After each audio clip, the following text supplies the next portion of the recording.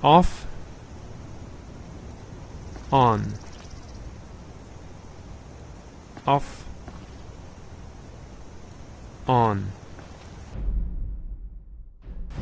Hello everyone, this is Kangar, welcome back to Skyrim VR mods.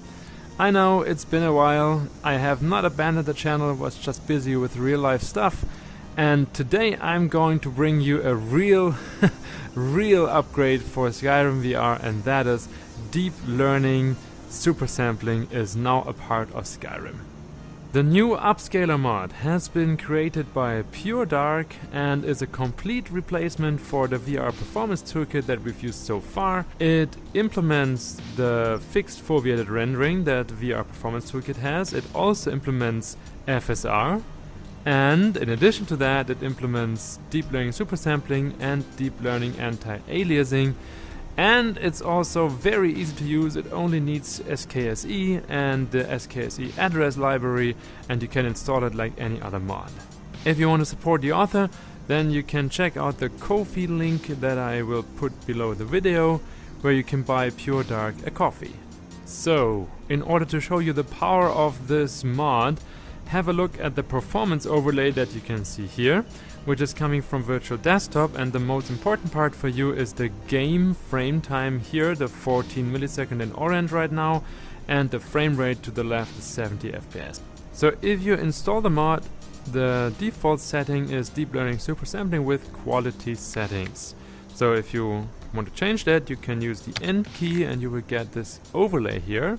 Importantly, if you're also using reshade, the End key will also switch off your reshade effects in game. So as long as you have this open, you will not see reshade effects. So you have to close it again with End, and then your effects will be back. Okay, so we are back in the game, and here you can see that with DLSS enabled, I can have the game at a perfectly playable 11 milliseconds frame time with 88 frames per second. So here in the quality settings you can even switch to performance if you need more performance. Then you will have in-game a little bit of extra performance again, but the change is not so big as the general usage of DLSS, and you will also sacrifice some more visual quality. Speaking of visual quality, I will just briefly click on and off the DLSS settings so you can see both the performance and the visual change. Off, on, off, on. You can see that the image is actually more smooth with DLSS enabled than it is without, because the anti-aliasing part of DLSS is also part of this mod, obviously. You can also see that the image gets a little bit blurrier, but it's not so bad actually. So this trade-off is definitely worth it if you are just above the threshold of the 11 milliseconds. Another thing to check out is the fixed foveated scale here, which means that there is a rectangle in the center of your view that is upscaled, and the exterior is not upscaled. So you can see that the image is getting more blurry in the exterior area than in the inside, and you can change the size of this rectangle here with this. And with the offset, especially in the x-axis, you can move this rectangle left and right so that they are perfectly overlaid for your head-mounted display. Now here in the upscale type you can switch the different kinds of upscale that is used in this rectangle in the middle. So by default it's DLSS, but you can also use FSR, which is a little bit less efficient, so it gives you a little bit less of a performance increase, but it's otherwise pretty much comparable to DLSS. And DLAA, my absolute favorite. DLAA just gives you the perfectly smooth image. If you have a look here, for example, at the sunlight there, at the tree crowns up there, at the bush here and the grass there, everything is slightly shimmering, even if I keep my head still.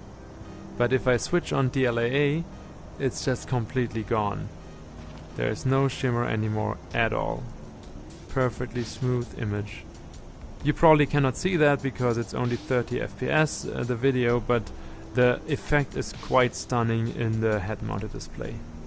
And the last feature here is the fixed foveated rendering, which is the same as VR Performance Toolkit has it, and here you can see in the top left corner, for example, you can see the rings where the outer part, the periphery, is rendered at a lower resolution than the inside, and that just gives you a nice little performance boost. And if you see these annoying rings inside the game, then you can just increase this radius until it's fine and it doesn't annoy you anymore.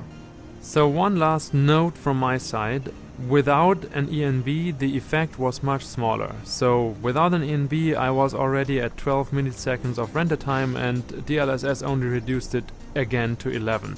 But with an ENB I came from 14 milliseconds and I'm now also at 11. So the best thing about this DLSS mod is that it maybe enables you to use an ENB which you couldn't before, because the effect is much stronger if you're using an ENB than if you are not. And if you really want the perfect image, then you should definitely check out DLAA.